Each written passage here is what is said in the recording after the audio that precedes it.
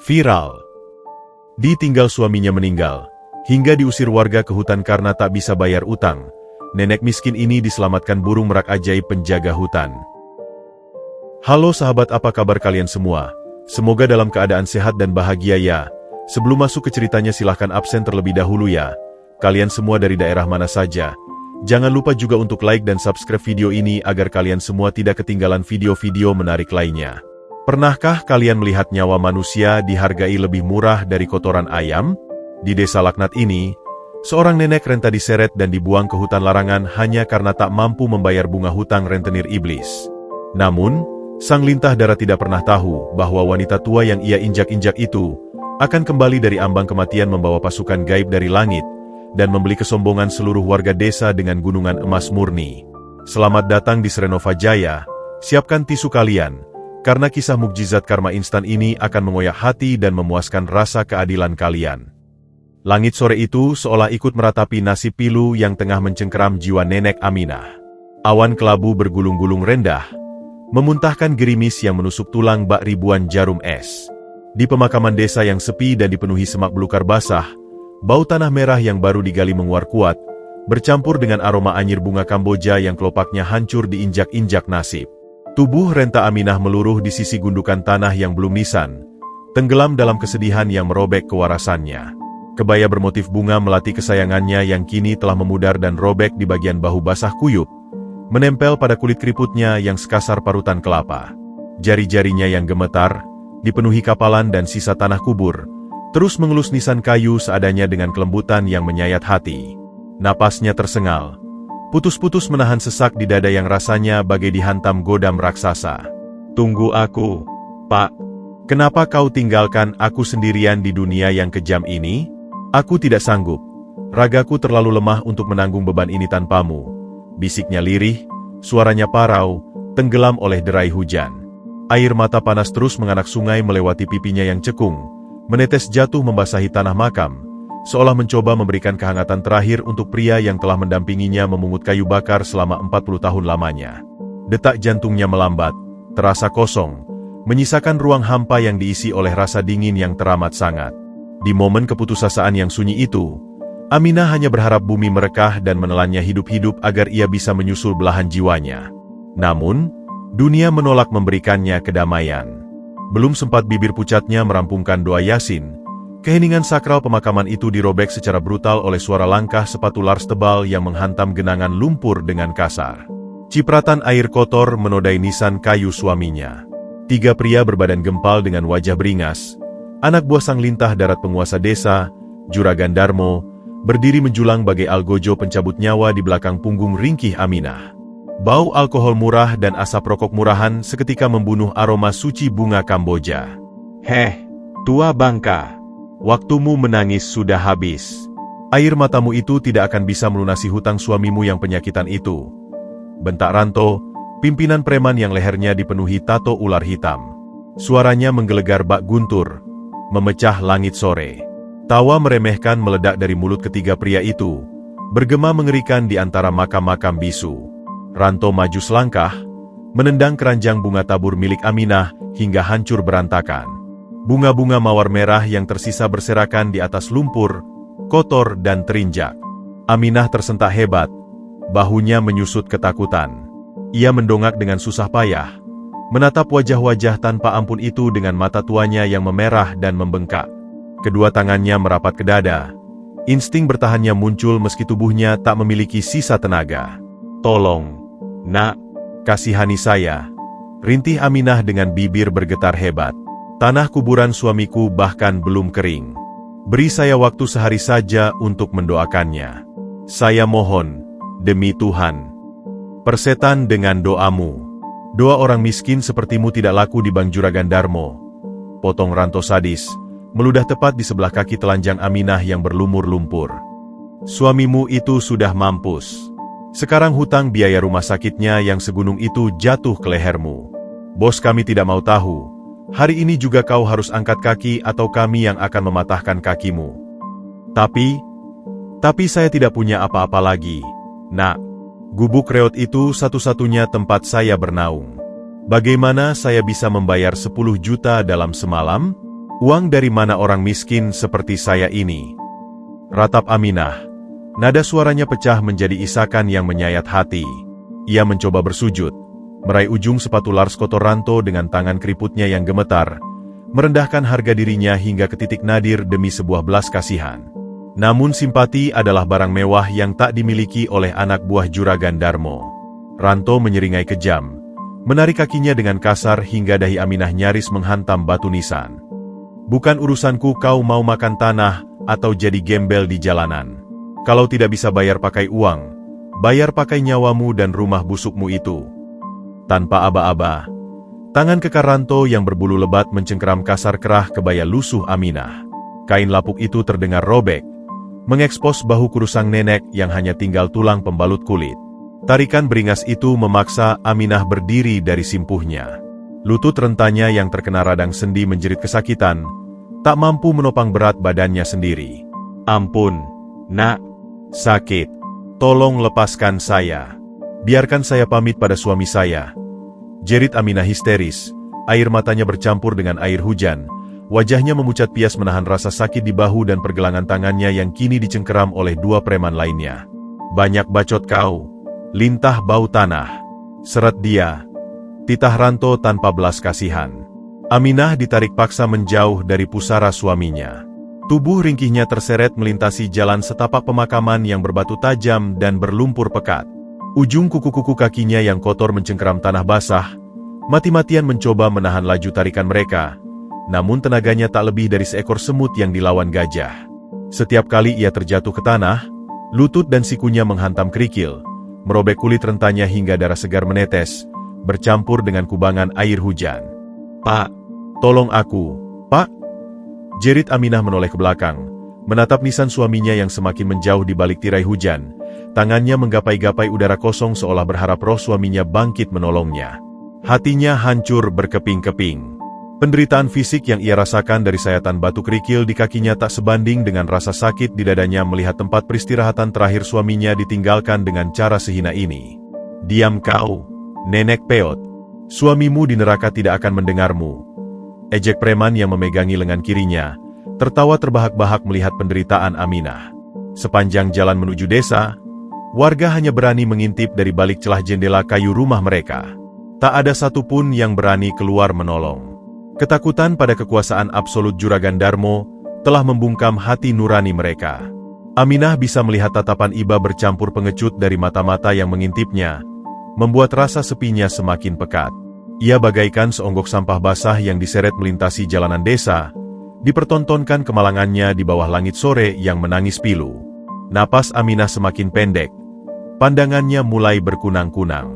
Di ujung kesadarannya yang mulai memudar, ia tahu bahwa neraka sesungguhnya di bumi baru saja dimulai baginya. Tubuh ringkih nenek Aminah terempas keras ke atas kubangan lumpur hitam bercampur kotoran ternak tepat di pelataran gubuk reotnya.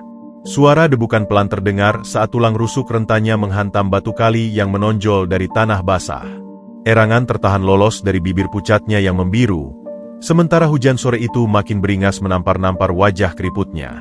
Percikan lumpur pekat mengotori sisa-sisa kebaya melatinya yang kini tak lebih dari secari kain pel usang. Ia terbatuk hebat, mengeluarkan dahak bercampur kepahitan, berusaha menopang tubuh dengan kedua lengannya yang gemetar hebat layaknya ranting rapuh tertiup badai. Ranto dan para preman itu hanya berdiri mengelilinginya, menyeringai puas seolah sedang menonton tontonan sirkus paling menghibur di dunia. Belum sempat Aminah menarik napas dengan benar, deru mesin mobil mewah membelah derasnya hujan, disusul sorot lampu kuning menyilaukan yang menusuk mata tuanya. Sebuah mobil sedan hitam mengkilap, sebuah kemewahan yang sangat tidak wajar di desa miskin itu, berhenti tepat di depan gubuknya, memercikan genangan air kotor yang nyaris mengenai wajah memelas Aminah. Seorang pria bertubuh tambun dengan perut buncit yang seolah siap merobek kemeja batik sutra merah keemasannya melangkah turun perlahan. Seorang ajudan bergegas memayunginya dengan payung raksasa berwarna hitam, memastikan tak ada satu tetes pun air hujan kotor yang menodai kesucian pakaian mahal sang majikan. Juragan Darmo berdiri angkuh, mengembuskan asap cerutu pekat dari sela-sela bibir tebalnya, menciptakan kabut tipis beraroma tembakau impor yang langsung mengusir bau amis darah dan lumpur di sekitarnya. Jari-jarinya yang gemuk dan dipenuhi cincin batu akik raksasa seukuran telur puyuh berkilat-kilat memantulkan cahaya kilat di langit. Ia memicingkan matanya yang tamak, menatap jijik pada sosok nenek Aminah yang meringkuk di bawah sepatunya. Sepatu itu terbuat dari kulit buaya asli yang dipoles mengkilap. Sangat kontras dengan telapak kaki Aminah yang pecah-pecah dan berdarah. Ya ampun, lihatlah apa yang diseret masuk oleh anjing-anjingku ini ke halamanku. Cemooh Juragan Darmo dengan nada melengking yang dibuat-buat, tawanya menggelegar mengalahkan derak guntur di kejauhan. Aku kira kalian membawakanku bangkai tikus got dari selokan. Ternyata hanya seekor lintah bau tanah yang menolak mati. Hei, tua bangka.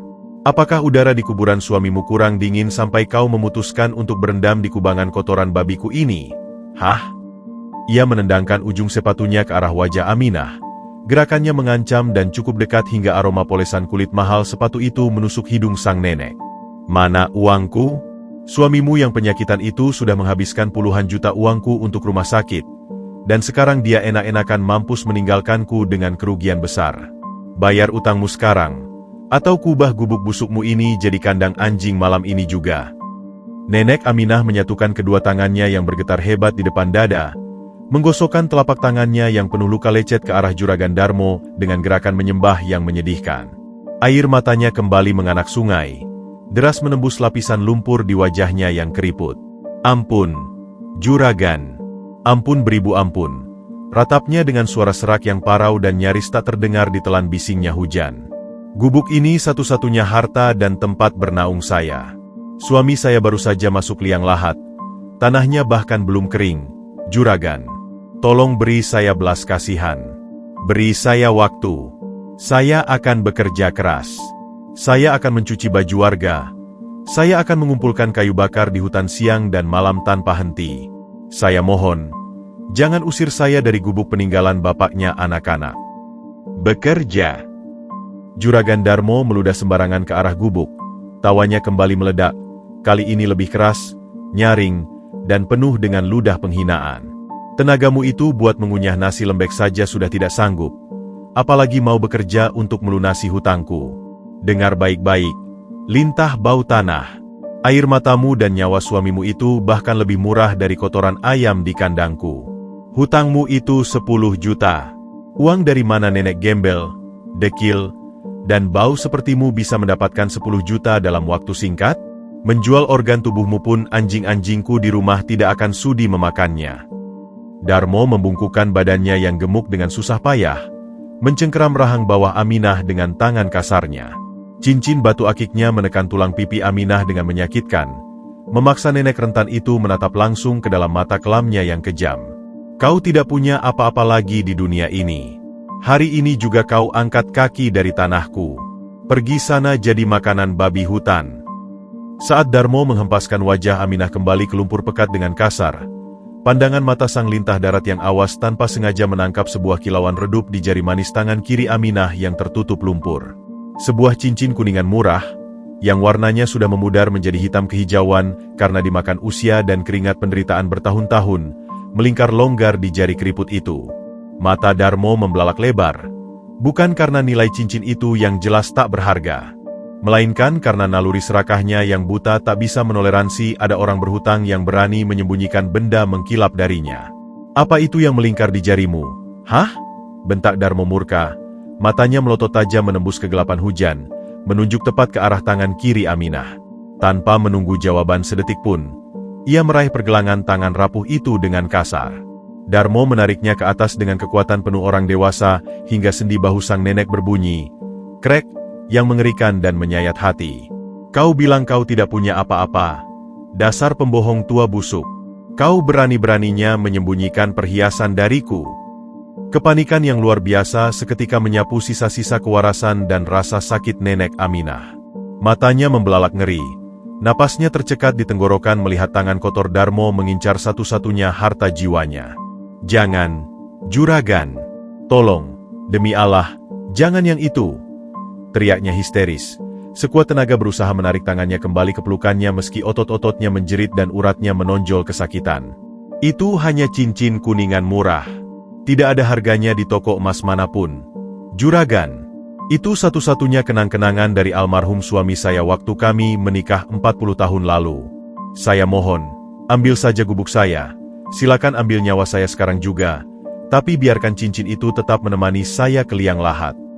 Penjelasan pilu yang berurai air mata darah itu justru menjadi bahan bakar bagi kekejaman mutlak Juragan Darmo.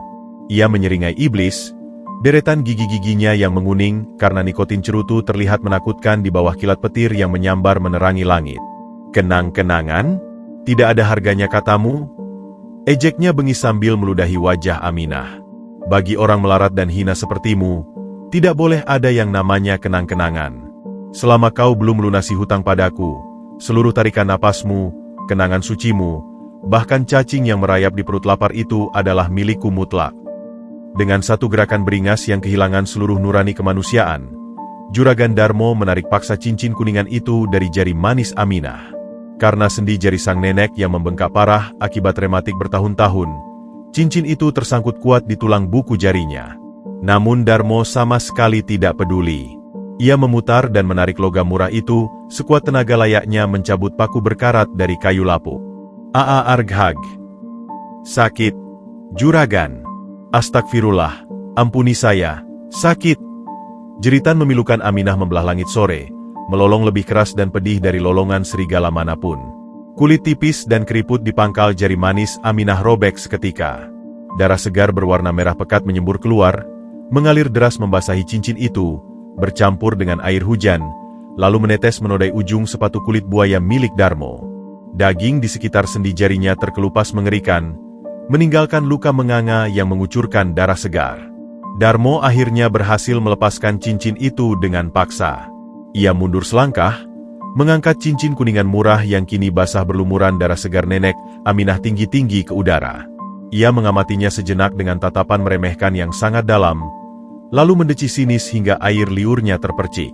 Cih, benar-benar rongsokan-rongsokan tak berguna. Bahkan pengemis kusta di pasar pun tidak akan mau memungut barang sampah berkarat ini.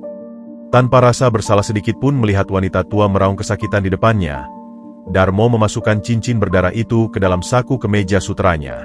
Ia lalu menendang keras perut Aminah yang sedang meronta kesakitan memegangi jarinya yang terus mengucurkan darah. Anggap saja rongsokan ini sebagai bayaran untuk bunga hutangmu bulan ini. Sekarang, angkat kaki busukmu dari tanahku sebelum kusuruh Ranto membakar gubuk ini bersama mayat hidupmu di dalamnya. Nenek Aminah ambruk terbatuk-batuk, meringkuk di atas genangan lumpur yang mulai memerah. Tubuhnya menggulung rapat seperti janin yang ketakutan. Tangannya yang gemetar parah memegangi erat-erat jari manisnya yang hancur, menekan luka itu meski darah terus merembes dari sela-sela jarinya. Rasa sakit fisik di tangannya menjalar bagai api hingga ke ubun-ubun, namun luka tak kasat mata di hatinya jauh lebih mematikan.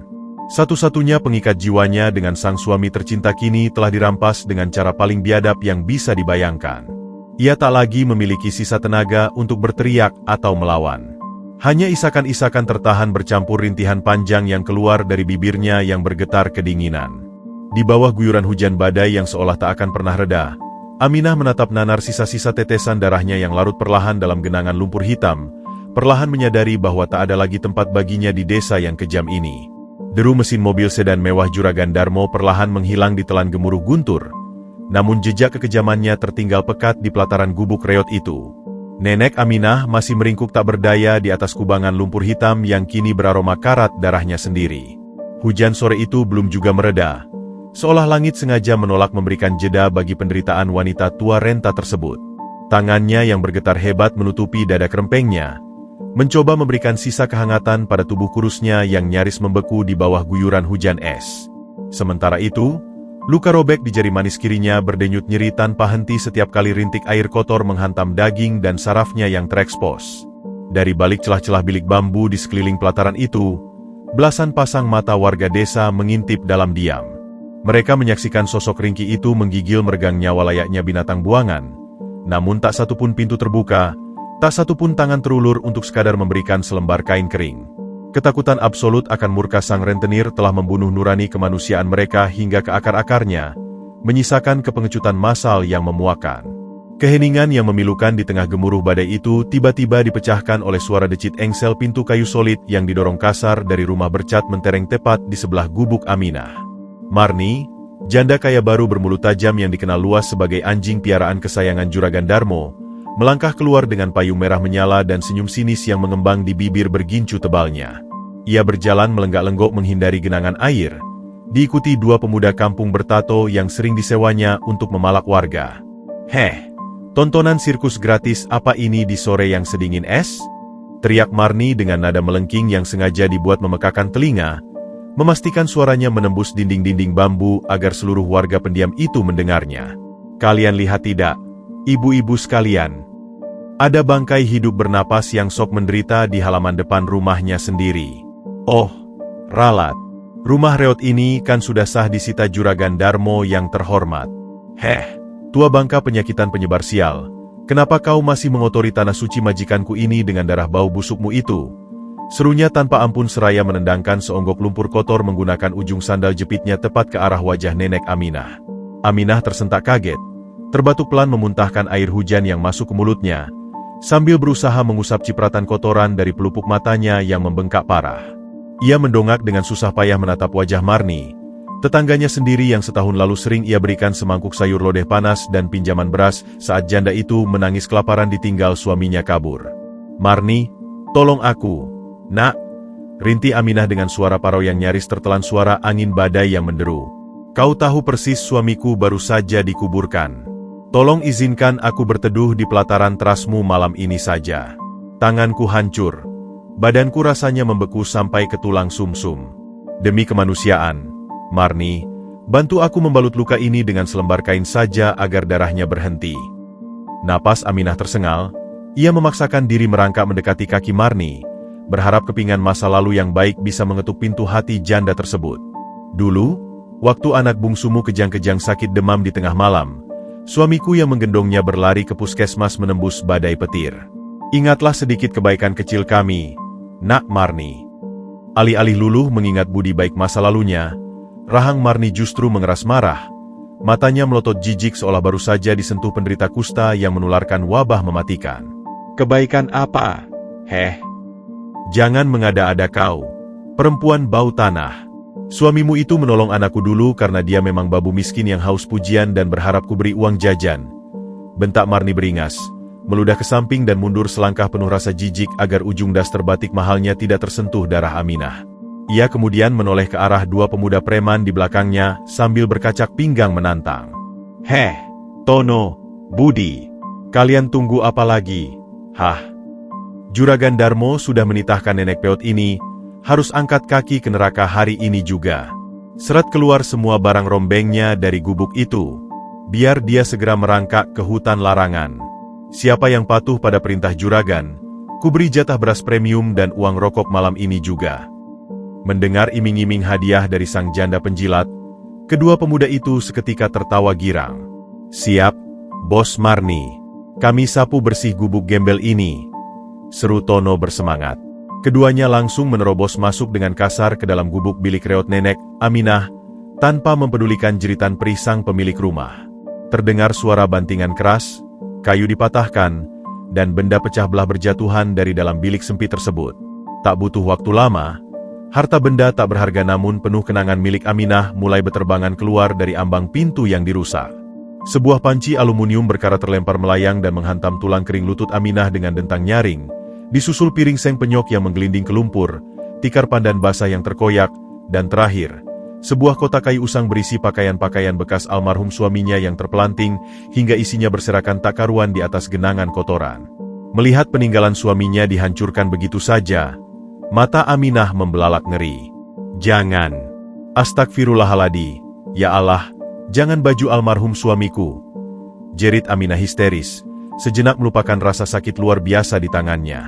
Ia merangkak terseok-seok melintasi kubangan lumpur, mengabaikan kerikil tajam yang merobek kulit lututnya, dengan panik memunguti kemeja-kemeja pudar peninggalan sang suami yang kini berlumuran kotoran babi. Ia mendekap kain-kain basah itu erat-erat ke dadanya seolah tengah memeluk raga suaminya yang telah tiada, meratap dengan suara yang mengiris hati langit dan bumi. "Teganya kalian menyiksa orang tua tak berdaya. Apa salahku sampai aku dihukum seberat ini? Ya Allah, turunkanlah malaikat MU malam ini juga. Cabut saja nyawaku sekarang jika dunia ini hanya berisi iblis-iblis berwujud manusia." Ratapannya melengking pilu menembus hujan, doa keputusasaan dari dasar jiwa yang martabatnya telah dihancurkan hingga berkeping-keping. Dari balik jendela kaca nako rumah tembok di seberang jalan, seorang pria beruban bernama Pak RT mencoba membuka pintunya sedikit. Tak kuasa menahan gejolak batin melihat pemandangan biadab di sore itu. "Marni, sudahlah, istighfar kau berkali-kali," seru Pak RT dari balik pagar rumahnya dengan suara gemetar ketakutan. Wajahnya pucat pasi menatap kelakuan liar Marni. Dia itu orang tua Renta. Suaminya baru saja dikubur. Kalau sampai dia mati kedinginan di tengah jalan itu, dosa besar kita sekampung yang menanggung azabnya. Biarkan dia ambil barangnya lalu pergi dengan tenang. Jangan dianiaya secara fisik begitu. Mendengar teguran itu, Marni menghentikan tawanya. Ia memutar tubuhnya perlahan, memicingkan mata liciknya menatap Pak RT dengan tatapan membunuh layaknya ular berbisa. "Oh, jadi Pak RT mendadak mau jadi pahlawan kesiangan pembela kaum miskin? Hah?" teriaknya membelah udara, menudingkan jari telunjuknya yang dipenuhi cincin emas palsu ke arah rumah pria tua itu. "Dengar baik-baik, Pak Tua. Kalau Pak RT berani membela lintah bau tanah ini, besok pagi saya pastikan sendiri saya akan mengadu pada Juragan Darmo untuk menyita sertifikat rumah Pak RT. Mau rumah bata Pak RT ini juga saya suruh bakar sama preman-preman bayaran itu malam ini juga. Kalau memang berani sok suci, keluar dari sarangmu dan pungut bangkai hidup ini." Ancaman teror itu bagaikan sihir hitam pembungkam massal. Mulut Pak RT langsung tertutup rapat mengunci kata-kata. Wajah keriputnya semakin pias memutih, sebelum akhirnya ia mundur teratur, membanting pintunya dan menguncinya rapat dari dalam. Melihat mundurnya sang pemimpin desa, tawa kemenangan Marni meledak makin nyaring dan bengis. Sebelum berbalik, janda kejam itu meludah dengan sengaja tepat ke atas tumpukan baju almarhum suami Aminah yang dipeluk sang nenek. Ia berjalan kembali berlenggak-lenggok ke dalam rumah mewahnya seolah baru saja menyelesaikan tugas suci, lalu menutup pintu dengan bantingan keras. Nenek Aminah kini benar-benar tertinggal sendirian, hanya bisa menggigil dan menangis dalam bisu keputusasaan yang absolut. Langit perlahan berubah warna menjadi gelap gulita, menghapus sisa-sisa cahaya mentari, memaksa wanita tua itu untuk menatap kenyataan paling pahit. Ia harus segera menyeret kakinya yang berdarah menuju kegelapan tak berujung di hutan larangan. Tempat di mana rumor tentang kematian buas dari siluman justru terasa jauh lebih ramah daripada hidup berdampingan dengan manusia tak bernurani di desanya sendiri. Malam turun dengan kejamnya, menelan desa itu dalam kegelapan pekat yang hanya sesekali dikoyak oleh kilatan petir menyilaukan. Hujan badai belum menunjukkan tanda-tanda mereda. Rintiknya kini terasa seperti ribuan jarum es yang sengaja ditusukkan langit ke atas kulit keriput nenek Aminah. Wanita renta itu masih tersungkur di atas genangan lumpur yang perlahan berubah warna menjadi merah karat akibat darah yang tak henti menetes dari jari manis kirinya. Dengan sisa-sisa tenaga yang nyaris habis, tangan kanannya yang gemetar hebat mendekap erat tumpukan kemeja pudar milik almarhum suaminya ke dada. Pakaian-pakaian basah berbau kotoran babi dan lumpur itu adalah satu-satunya pelukan terakhir yang bisa ia rasakan di dunia yang mendadak berubah menjadi neraka. Giginya bergemeretak menahan dingin yang menusuk hingga ke sumsum tulang, sementara napasnya terdengar berbunyi mengi, pendek dan terputus-putus, seakan paru-parunya sedang diiris perlahan dari dalam. Di tengah penderitaan fisik yang nyaris merenggut kesadarannya, sekelompok cahaya senter yang menyilaukan tiba-tiba menyorot tajam ke arah wajahnya, memaksa kelopak mata tuanya yang bengkak untuk menyipit pedih. "Heh, mayat hidup. Kenapa kau masih meringkuk di situ? Hah? Apa kau tuli? Atau sengaja memancing emosi Juragan Darmo?" Raung sebuah suara parau yang amat dikenalnya. Ranto, sang kepala preman, kembali muncul menembus tirai hujan bersama 3 anak buahnya, membawa tongkat kayu jati dan seutas tambang kasar. Tanpa sedikit pembelas kasihan, Ranto mengayunkan tongkatnya dan memukul genangan air lumpur tepat di sebelah kepala Aminah, memercikan air kotor yang langsung masuk ke hidung dan mulut sang nenek hingga ia terbatuk-batuk tersedak. "Bangun! Kau pikir kami sudi membiarkan bangkai busukmu mengotori pemandangan desa kami besok pagi? Malam ini juga kau harus angkat kaki, melangkah ke hutan larangan, atau kami yang akan menyeretmu ke sana dengan tali ini dan membuangmu ke jurang." Ancaman itu bukanlah gertakan kosong. Sebelum Aminah bisa merangkai kata untuk memohon, 2 preman berbadan gempal langsung meraih ketiaknya yang basah dan menarik tubuh ringkih itu berdiri dengan sangat kasar. Persendian lutut Aminah berderak ngilu, menolak menopang berat badannya yang limbung. Ia terhuyung ke depan, namun tangannya tetap menolak melepaskan dekapan pada baju suaminya. Seretan langkah kakinya yang tak beralas mulai membelah jalanan desa yang berbatu. Kerikil-kerikil tajam yang tersembunyi di balik genangan air hujan tanpa ampun merobek telapak kakinya yang sudah pecah-pecah. Setiap langkah adalah siksaan. Jejak darah tipis tertinggal di aspal basah, luruh bersama guyuran hujan. Namun, rasa perih di telapak kakinya tak sebanding dengan rasa sakit di dadanya saat ia melihat dari sudut matanya. Puluhan wajah warga desa mengintip dari balik tirai jendela rumah mereka. Wajah-wajah yang dulu sering ia sapa, wajah-wajah yang pernah mencicipi masakan dari dapur kecilnya, kini hanya menatap kosong. Dia membisu membiarkan seorang janda tua renta digiring menuju gerbang kematian. Tak ada suara pembelaan, tak ada doa yang terucap. Kepengecutan telah merampas jiwa manusia di desa itu. Tolong, Nak Ranto, beri aku waktu untuk bernapas sebentar saja. Rintih Aminah dengan suara yang nyaris tak terdengar. Tenggorokannya terasa kering dan berbau darah akibat terlalu banyak menangis. Kepalanya tertunduk lemas. Air hujan terus mengguyur ubun-ubunnya yang dipenuhi uban tipis. Kakiku sudah mati rasa. Aku tidak tahu jalan di hutan. Di sana gelap. Tolong biarkan aku mati di pinggir jalan ini saja daripada harus dimakan binatang buas. Tawa meremehkan meledak dari mulut Ranto. Disusul sorakan mengejek dari anak buahnya yang terus mendorong punggung ringkih sang nenek dengan ujung tongkat mereka. Kau pikir hutan larangan itu seburuk tempat ini bagimu? Hah? Justru binatang buas di sana pasti sangat kelaparan menunggu daging alotmu. Ejek Ranto sambil meludah ke tanah basah. Terus melangkah, lintah darat. Jangan berani-berani berhenti atau kupatahkan kedua kakimu malam ini juga. Juragan Darmo sudah menitahkan, kau harus lenyap dari peta desa ini tanpa sisa. Perjalanan yang hanya berjarak 2 kilometer menuju perbatasan desa itu, terasa seperti ribuan tahun penderitaan bagi Nenek Aminah. Detak jantungnya berpacu liar tak beraturan. Keringat dingin bercampur air hujan membasahi seluruh pori-porinya.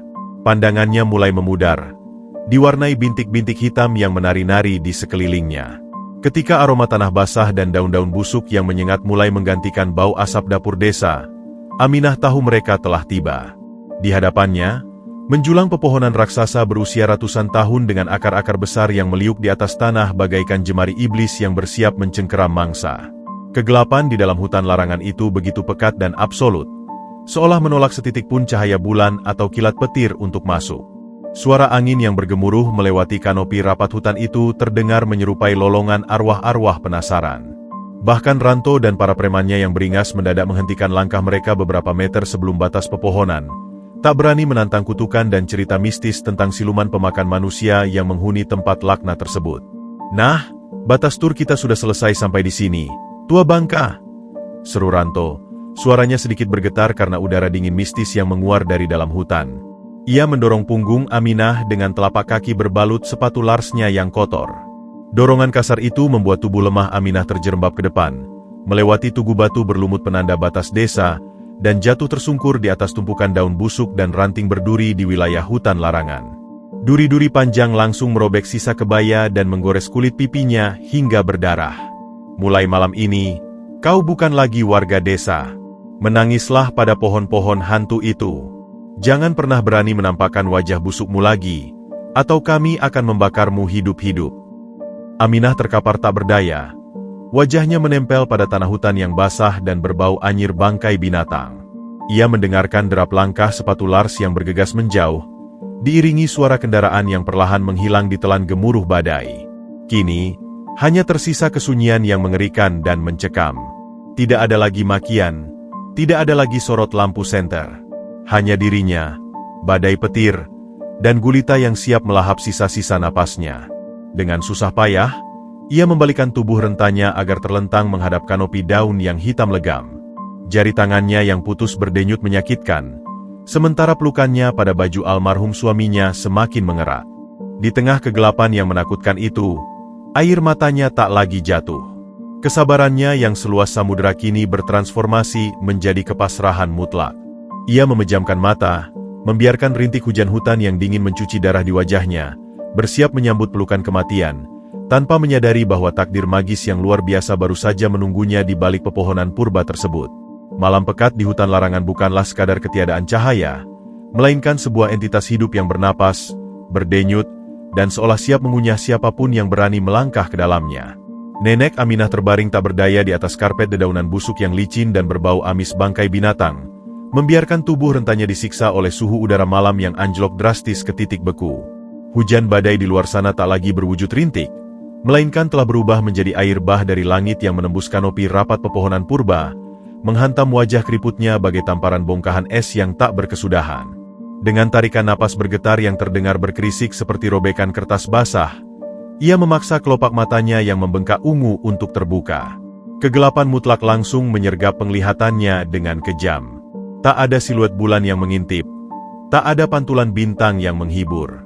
Hanya ada bayang-bayang pepohonan raksasa berusia ratusan tahun yang meliuk ngeri tertiup angin puyuh, menjulurkan sulur-sulur dan akar gantungnya bak tentakel siluman raksasa yang kelaparan, menunggu dengan sabar untuk mencekik mangsa sekarat di bawahnya.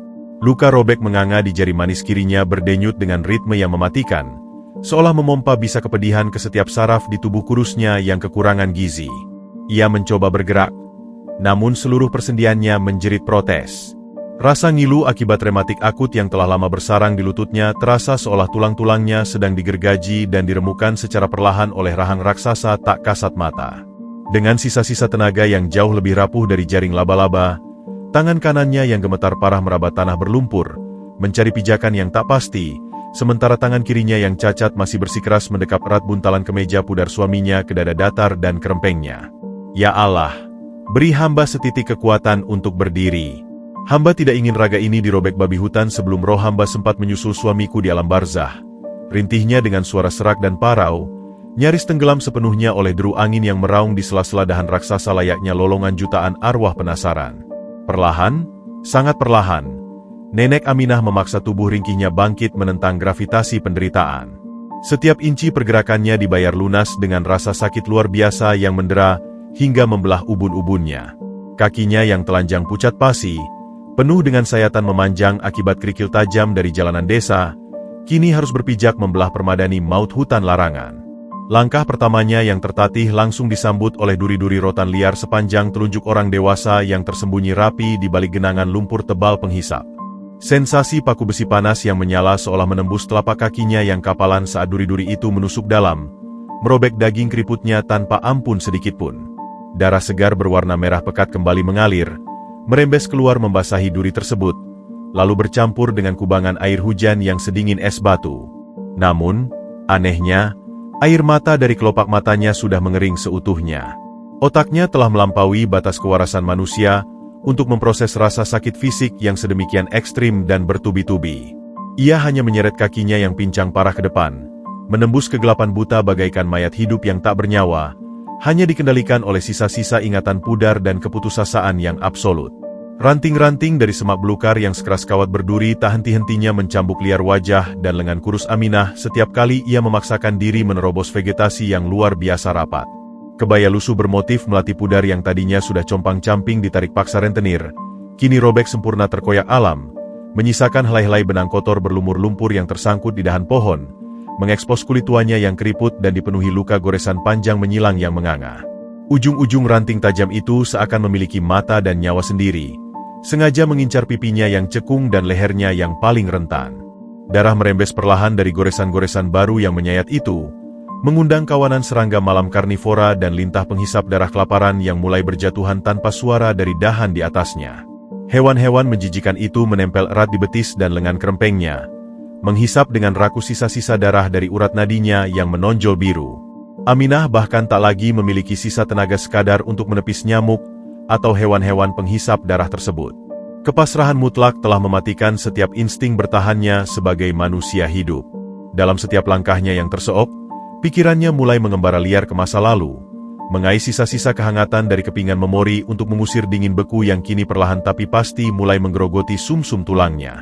Ia teringat senyum almarhum suaminya yang selalu hangat dan tulus saat membawa pulang sebungkus nasi pecel basi sisa pasar untuk dibagi berdua di lantai tanah gubuk reot mereka yang atapnya bocor tertetes hujan.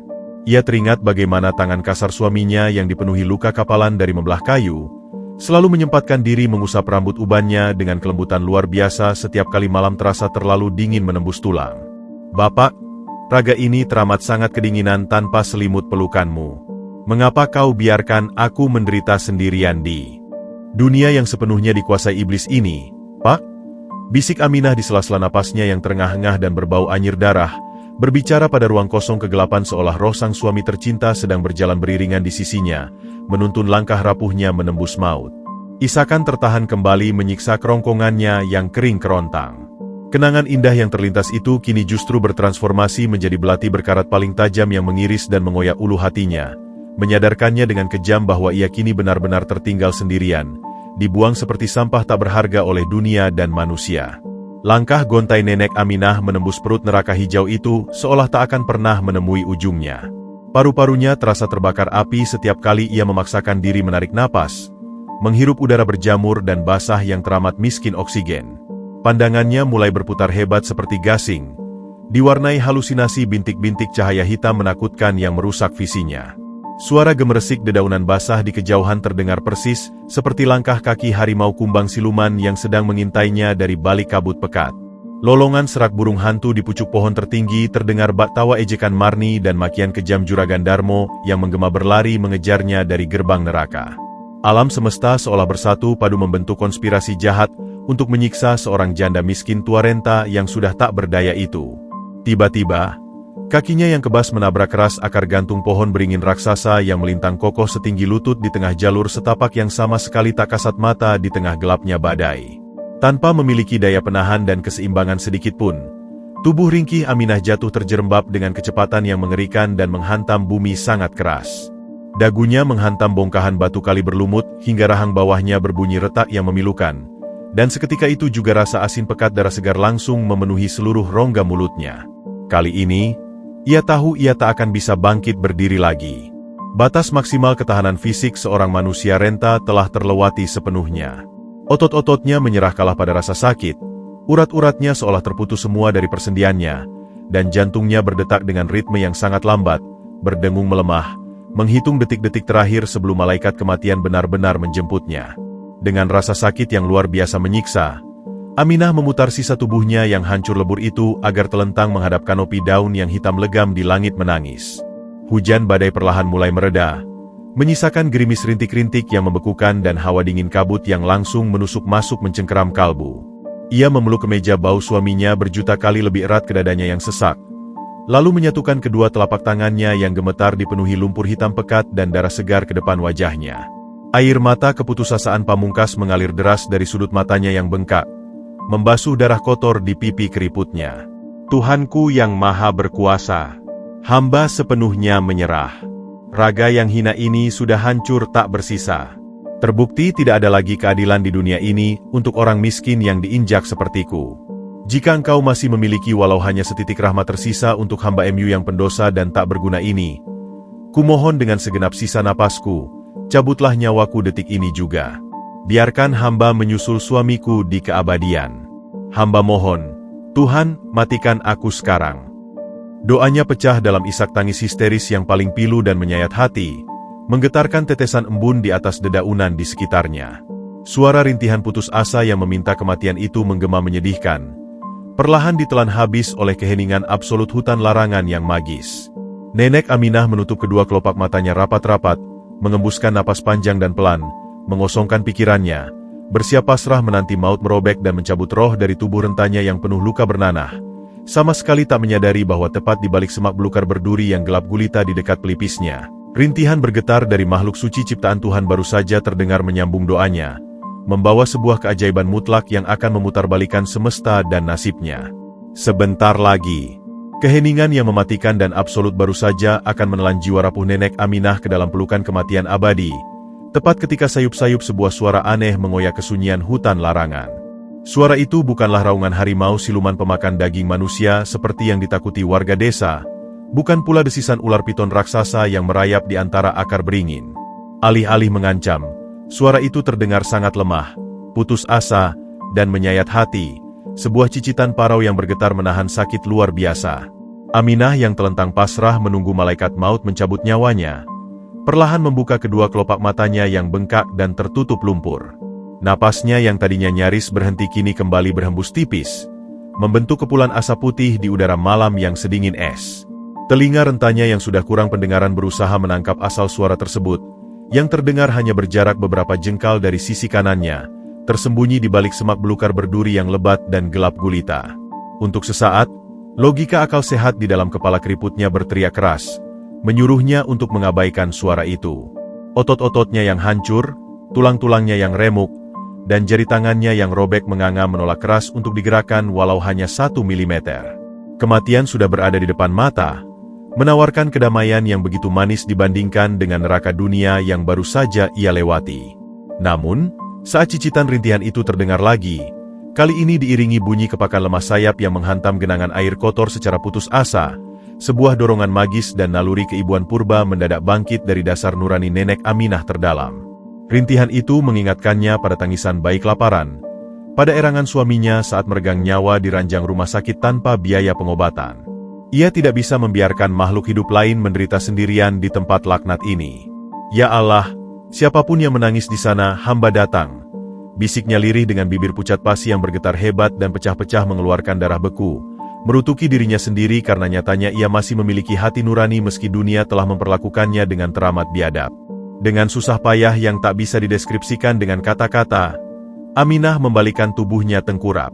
Ia menancapkan siku kurusnya ke dalam tanah berlumpur yang berbau amis bangkai, menggunakan sisa-sisa kekuatan lengan rentanya untuk menyeret tubuhnya ke depan seperti seekor cacing yang terlindas roda pedati.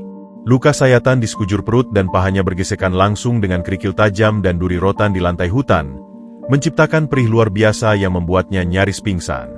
Namun rahangnya mengatup rapat, menahan erangan agar tidak menakuti makhluk malang di balik semak itu. Jari tangannya yang utuh menyingkap perlahan dahan-dahan berduri tajam yang menghalangi pandangannya, merobek lebih jauh sisa-sisa kulit di telapak tangannya. Saat kegelapan perlahan tersibak, mata tua Aminah membelalak lebar, diselimuti keterkejutan yang langsung mengusir rasa kantuk kematiannya. Di bawah himpitan batang pohon mahoni busuk yang patas ukuran paha orang dewasa, terkapar seekor anak burung merak dengan ukuran yang tidak lazim. Meski tubuhnya tertutup lumpur hitam pekat dan daun-daun basah, sisa-sisa kilauan magis memancar redup dari bulu-bulunya yang berwarna zamrud pekat bercampur semburat emas murni. Sayap kanan burung ajaib itu terjepit kuat di bawah kayu berat tersebut. Tulang sayapnya tampak mencuat menembus daging, meneteskan darah berwarna keperakan yang bercahaya di tengah kegelapan hutan. Mata bundar burung merak itu menatap nenek Aminah dengan sorot keputusasaan yang begitu dalam, memancarkan rasa sakit yang 1000 kali lipat lebih memilukan daripada siksaan fisik yang dialami sang nenek.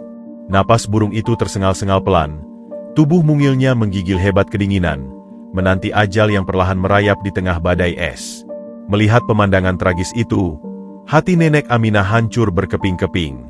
Penderitaan yang menimpa dirinya seolah menguap tak bersisa, digantikan oleh simpati absolut dan rasa iba yang menguasai seluruh rongga dadanya. Astagfirullahaladzim. Kasihan sekali nasibmu, nak. Makhluk seindah dirimu mengapa harus bernasib sama sengsaranya dengan nenek peot ini? Rintih Aminah seraya menyeret tubuhnya lebih dekat, mengabaikan duri-duri tajam yang kini menusuk masuk ke dalam lututnya yang meradang. Tanpa membuang waktu sedetik pun, Aminah meletakkan buntalan kemeja pudar suaminya ke atas tanah. Ia memeluk batang pohon mahoni busuk yang menjepit sayap burung tersebut dengan kedua belah tangannya.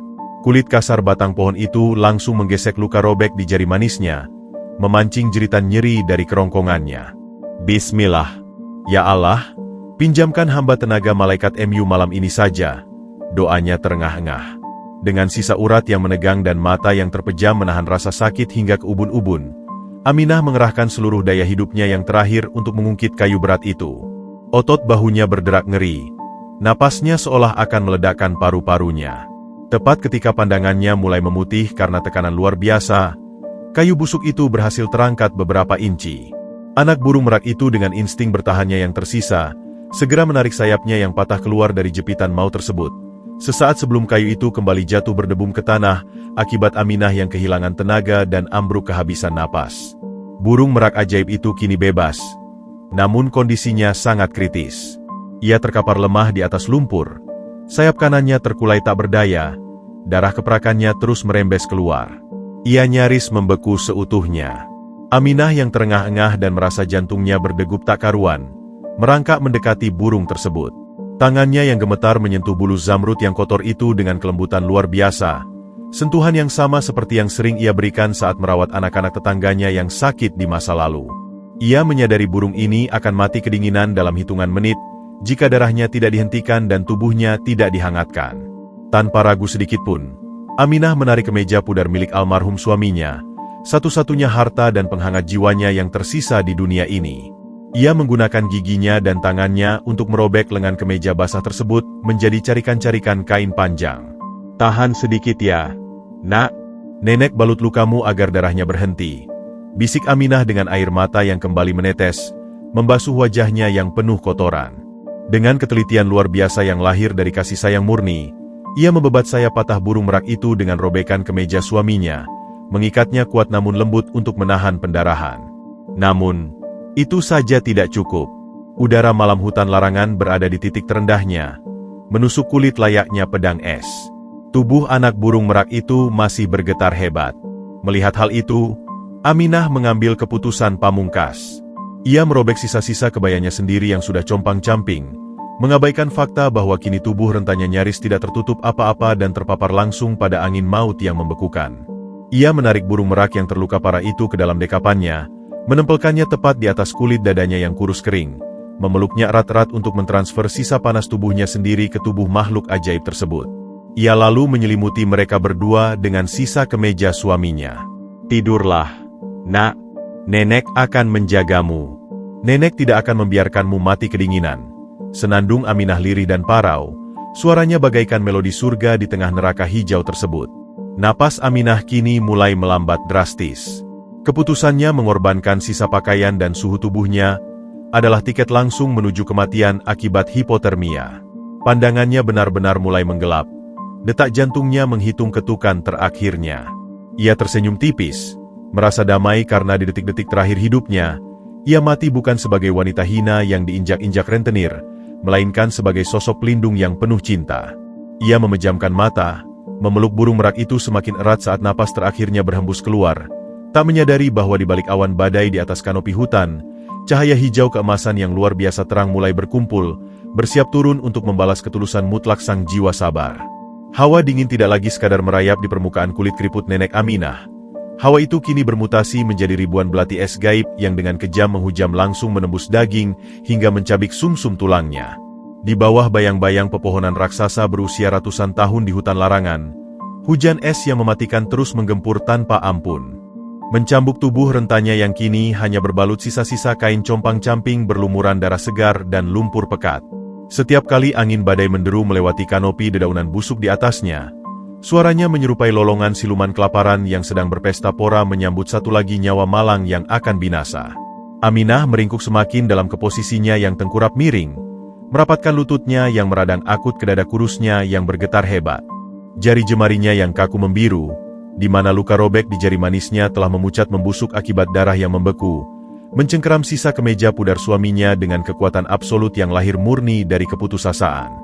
Di balik lipatan kain basah yang menempel erat pada kulit dadanya itu, berlindung sesosok nyawa mungil yang tak berdosa, seekor anak burung merak bersayap patah yang napasnya sama-sama tengah menghitung detik menuju kepunahan. Rasa sakit yang semula membakar seluruh persendian dan urat nadinya kini secara mengerikan mulai menguap, digantikan oleh mati rasa total yang jauh lebih menakutkan bagi insting bertahan hidup manusia. Sensasi kebas itu merambat perlahan bagaikan bisa ular mematikan, bermula dari telapak kakinya yang hancur terkoyak duri rotan, perlahan naik melumpuhkan betis, paha, hingga membekukan sistem saraf di ujung jemarinya. Otaknya yang sudah sangat kekurangan pasokan oksigen akibat suhu ekstrim mulai menciptakan proyeksi halusinasi yang menyiksa sisa kewarasannya. Dalam pandangannya yang mengabur dan diwarnai kilatan bintik hitam, siluet pepohonan purba di sekelilingnya tiba-tiba berubah wujud menjadi wajah-wajah penduduk desa yang membencinya. Ia bisa melihat seringai beringas Juragan Darmo terbentuk dari guratan kulit kayu beringin, menatapnya dengan kekejaman mutlak. Telinga rentanya menangkap gema tawa melengking Marni dan makian kasar Ranto yang menari-nari menunggangi deru angin, memanggilnya sebagai sampah masyarakat, lintah bau tanah, dan bangkai hidup yang tak pantas mengotori bumi Tuhan. Sebuah isakan perih yang tak lagi mampu menghasilkan air mata lolos dari kerongkongan Aminah yang seringkih ranting kering. Dengan sisa kesadaran yang berada di ujung tanduk kepunahan, ia menundukkan kepalanya yang terasa seberat bongkahan timah, mendekatkan bibirnya yang pecah-pecah ke celah kain pembungkus di dadanya. Ia berbisik lirih dengan suara parau yang bercampur dengan gemertak giginya sendiri yang saling beradu hebat, meyakinkan makhluk ajaib di dekapannya bahwa segalanya akan segera membaik dan hangat, meski nyawanya sendiri sedang direnggut perlahan oleh cengkeraman maut. Ia terus menggumamkan doa-doa suci dan kalimat penenang penolak bala, secara sadar mengorbankan sisa oksigen terakhir di paru-parunya untuk meniupkan hawa hangat dari mulutnya ke tubuh anak burung merak yang menggigil itu. Baginya, menyelamatkan makhluk suci yang sama-sama dibuang oleh kejamnya semesta ini adalah penebusan dosa dan mahakarya terakhirnya di dunia fana. Sebuah pembuktian mutlak bahwa meski raga kasarnya dihinakan layaknya kotoran babi di bawah sol sepatu lintah darat, hatinya tidak akan pernah melarat akan kasih sayang. Waktu seakan berhenti berdetak di perut neraka hijau tersebut. Kegelapan absolut hutan larangan perlahan mulai memeluk jiwa Nenek Aminah dengan kelembutan yang sangat mematikan. Hipotermia stadium akhir mengambil alih kendali utuh atas sistem saraf pusatnya. Detak jantungnya yang beberapa jam lalu memburu liar karena ketakutan, kini mereda menjadi ketukan pelan yang sangat lambat dan berjarak, persis seperti pendulum jam dinding rusak yang kehabisan daya gravitasinya. Ia tidak lagi merasakan dingin maupun sakit. Ironisnya, sebuah ilusi kehangatan palsu yang mengantarkan kematian mulai menyelimuti rongga dadanya, membuai kesadarannya untuk segera menyerah, melepaskan rasa sakit, dan tertidur untuk selamanya. Kelopak matanya yang bengkak ungu perlahan menutup rapat, menghalangi pandangannya dari segala bentuk kekejaman dunia. Dalam kegelapan yang menenangkan itu, bayangan almarhum suaminya kembali hadir, kali ini berdiri dalam balutan cahaya putih yang menyilaukan. Tersenyum sangat cerah seraya mengulurkan tangan kekarnya yang penuh kapalan untuk menyambut sang istri tercinta di gerbang keabadian tanpa penderitaan. Nenek Aminah membalas senyuman itu dengan tarikan sangat tipis di balik bibir pucatnya. Ia melepaskan napas panjang terakhirnya yang bergetar pelan membelah udara sedingin es, membiarkan rongga dadanya mengempis perlahan tanpa ada satupun tarikan napas baru yang menyusul kemudian. Tangannya yang memeluk erat burung merak itu tak lagi bertenaga, perlahan terkulai lemas menjatuhkan diri di atas genangan lumpur yang berbau anyir bangkai. Alam semesta seketika menjadi hening tanpa suara sedetik pun. Badai petir yang sejak tadi meraung beringas seolah ingin menenggelamkan bumi, secara ajaib mereda menjadi sunyi dalam hitungan detik, seolah langit dan malaikat di atas sana menahan napas mereka untuk memberikan penghormatan pada kematian jiwa tersuci yang pernah menginjakan kaki di hutan terkutuk itu. Rintik hujan es yang membeku seketika terhenti mengambang di udara, menyisakan kesunyian yang memekakkan telinga. Nenek Aminah telah sepenuhnya menyeberang ke batas kematian, menyerahkan raganya menjadi santapan tanah hutan yang sempat menolaknya. Namun, tepat di saat roh rapuh yang penuh kesabaran itu baru saja akan terlepas dari ikatan duniawinya, sebuah keajaiban purba yang akan memutarbalikkan roda keseimbangan nasib perlahan bermanifestasi. Di balik lipatan kemeja basah yang kini menempel pada dada Nenek Aminah yang tak lagi berdetak, anak burung merak bersayap patah itu perlahan membuka kelopak matanya. Bulu-bulu zamrudnya yang tadinya kusam tertutup lumpur dan darah keperakan, mendadak berdenyut seirama, memancarkan pendar cahaya hijau keemasan yang luar biasa terang hingga sanggup mengusir pekatnya malam gaib di sekeliling mereka. Mata bundar makhluk suci itu menatap wajah kaku Nenek Aminah dengan tatapan kesedihan dan rasa hormat yang tak terhingga. Makhluk ajaib penjaga hutan itu menyadari sepenuhnya pengorbanan absolut yang baru saja diberikan secara cuma-cuma oleh manusia hina di hadapannya. Sebuah ketulusan sejati di mana nyawa ditukarkan dengan nyawa tanpa mengharap pamrih. Dari sudut mata anak burung merak keemasan itu, meneteslah sebutir air mata seukuran kristal murni yang memancarkan kilau berlian menyilaukan. Air mata magis yang menyimpan intisari kehidupan murni dari langit itu meluncur turun, jatuh menetes tepat menembus kulit dada Nenek Aminah, dan langsung meresap ke dalam jantungnya yang telah mati. Begitu tetesan suci itu menyentuh organ vitalnya, sebuah gelombang kejut energi raksasa berbalut cahaya zamrud meledak tanpa suara ke segala penjuru arah, menyapu bersih badai dan hawa dingin mematikan dalam radius berkilo-kilometer. Tanah lumpur hitam yang busuk seketika mengering wangi dan ditumbuhi hamparan bunga lili bercahaya.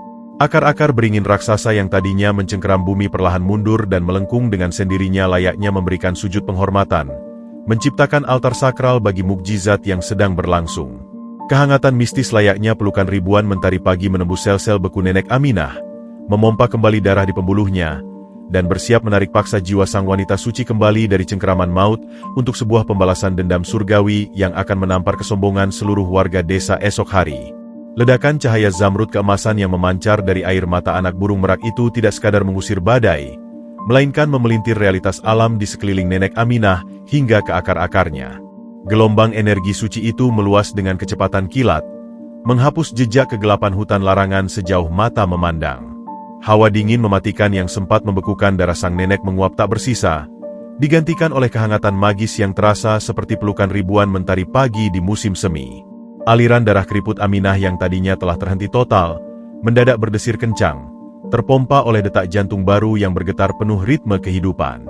Rasa kebas pada ujung saraf telapak kakinya yang hancur terkelupas digantikan oleh sensasi hangat yang menyebar cepat ke seluruh otot betis, paha, hingga sumsum tulang belakangnya. Sel-sel mati di tubuh rentanya beregenerasi dengan kecepatan yang tak masuk akal. Luka koyak akibat duri rotan dan kerikil tajam menutup rapat meninggalkan kulit yang mulus bersinar, sementara radang sendi akut yang selama puluhan tahun menyiksanya seolah lenyap ditiup angin surga. Kelopak mata nenek Aminah yang tadinya bengkak ungu perlahan terbuka, menangkap pemandangan yang membuat akal sehat manusianya menjerit tak percaya. Ia tidak lagi terbaring di atas kubangan lumpur hitam yang berbau amis bangkai, melainkan di tengah permadani rumput hijau berpendar yang selembut kapas murni, dihiasi hamparan miliaran bunga teratai kristal yang memancarkan pendar cahaya keperakan. Langit malam tak lagi tertutup kanopi daun busuk, melainkan terbuka lebar menampilkan tarian aurora zamrud raksasa yang menyapu galaksi. Kebaya lusuh dan compang-camping berlumuran darah yang membalut tubuh ringkihnya telah menguap entah kemana, kini digantikan oleh sehelai gaun sutra panjang berwarna putih mutiara yang bertekstur layaknya rajutan awan pagi, menyelimuti tubuhnya yang kini terasa luar biasa ringan dan bertenaga. Jari manis kirinya yang tadinya hancur robek saat cincin kuningannya dirampas paksa, kini utuh sempurna tanpa bekas luka kecil apapun, memancarkan kilau sehat yang tak pernah ia rasakan sejak usia belasan tahun. Apakah aku sudah berada di alam barzah? Di mana suamiku? Bisik Aminah lirih. Suaranya yang tadinya serak parau kini terdengar bening dan merdu mengalun di udara magis tersebut. Ia bangkit duduk tanpa sedikit pun merasakan nyeri, menatap kedua telapak tangannya sendiri yang bersih dan memancarkan aura ketenangan. Belum sempat Aminah mencerna mukjizat kebangkitannya, sebuah kepakan sayap raksasa yang menghasilkan angin sejuk seharum melati menggetarkan hamparan bunga di sekelilingnya. Dari langit bercahaya aurora zamrud, turunlah sesosok makhluk ajaib dengan keagungan yang menyilaukan mata. Makhluk itu bukanlah anak burung merak yang ia dekap hingga titik darah penghabisannya, melainkan wujud sejati dari sang merak zamrud penjaga hutan larangan, sebuah entitas suci setinggi 4 meter dengan bulu-bulu yang sepenuhnya terbuat dari helaian permata zamrud hidup, memancarkan kilau mahkota emas murni di atas kepalanya. Sayap raksasanya yang membentang lebar bagaikan tirai pelangi, memancarkan debu-debu intan yang turun membelai rumput di sekeliling altar suci tersebut. Burung raksasa itu mendarat dengan keanggunan absolut tepat di hadapan Aminah, melipat sayap besarnya, lalu secara perlahan menundukkan kepala mahkotanya yang agung hingga sejajar dengan wajah wanita yang masih terpaku dalam kebisuan takjub itu. Engkau belum saatnya melintasi gerbang barzah, wahai jiwa yang sabar. Sebuah suara bariton yang menggema hangat, seolah berasal dari jutaan telepati alam semesta, langsung terngiang di dalam benak nenek Aminah. Suara itu membawa kedamaian absolut yang seketika menghapus seluruh sisa trauma pengusiran dari benaknya. Ketulusan mutlak yang terlahir dari rahim keputusasaanmu telah menggerakkan pusaran takdir semesta. Kau mengorbankan nyawamu sendiri dan sisa kehangatanmu yang paling hina demi melindungi putra tunggalku yang terhempas ke bumi fana ini.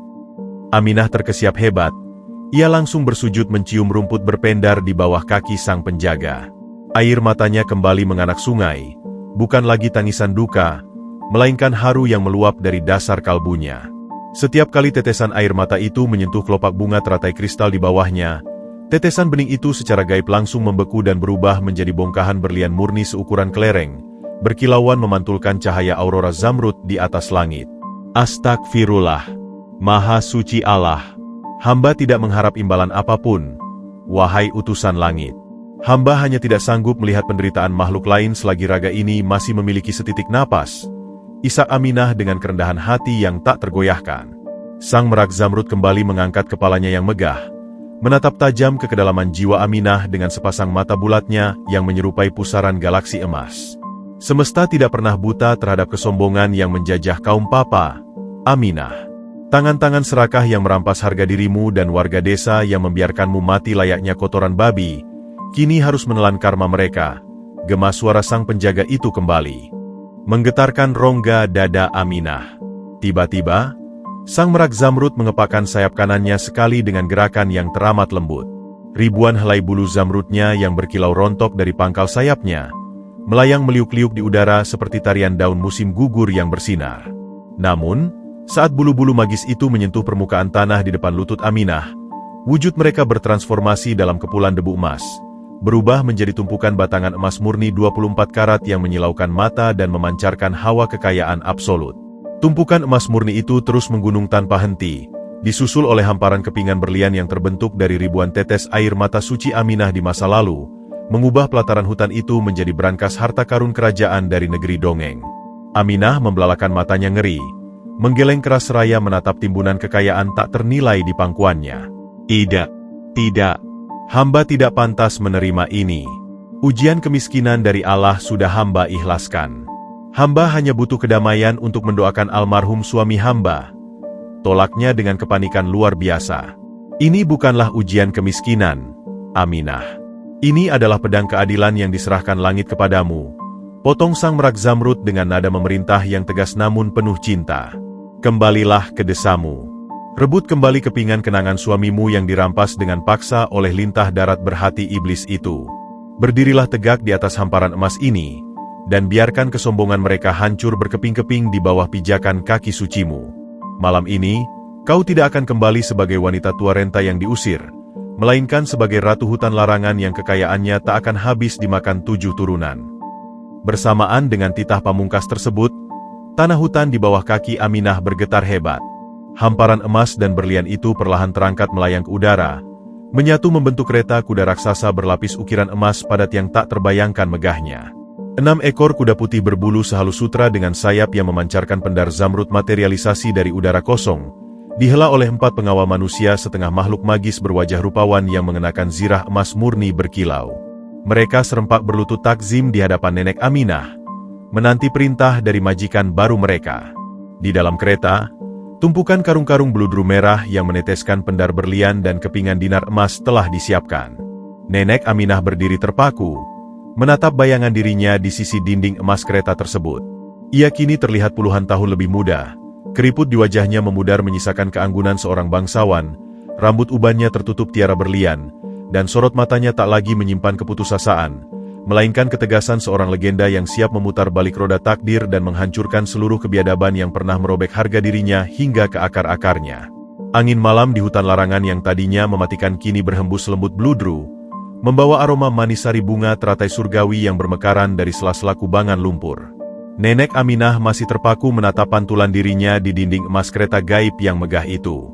Gaun sutra putih mutiaranya yang menjuntai elegan menyapu tanah tanpa menyisakan setitik pun kotoran, sementara tiara berlian di kepalanya memancarkan kilau yang membuat rembulan di angkasa tampak redup malu-malu. Kulitnya yang puluhan tahun menanggung siksa matahari dan kerikil tajam kini bersih bercahaya, menghilangkan gurat-gurat keputusasaan masa lalu, namun tetap mempertahankan garis ketegasan seorang wanita yang telah diuji oleh neraka duniawi. Tangan kirinya yang dulu hancur, kini mengelus perlahan tepian kereta kuda yang berhiaskan ukiran naga emas bertahtakan batu mirah delima.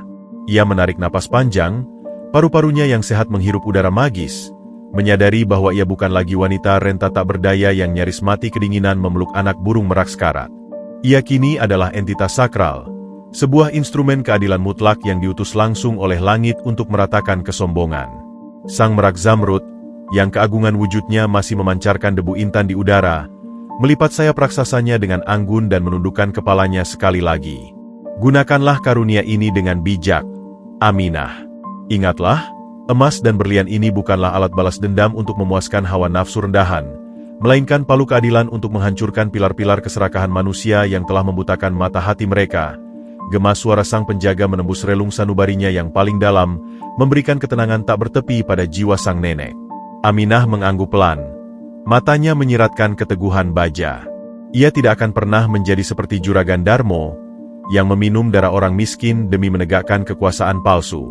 Ia akan kembali ke desa jahanam itu untuk merebut satu-satunya kenangan suci yang dirampas paksa darinya, dan memberikan pelajaran abadi bahwa roda kehidupan bisa berputar secepat kilat menyambar bumi.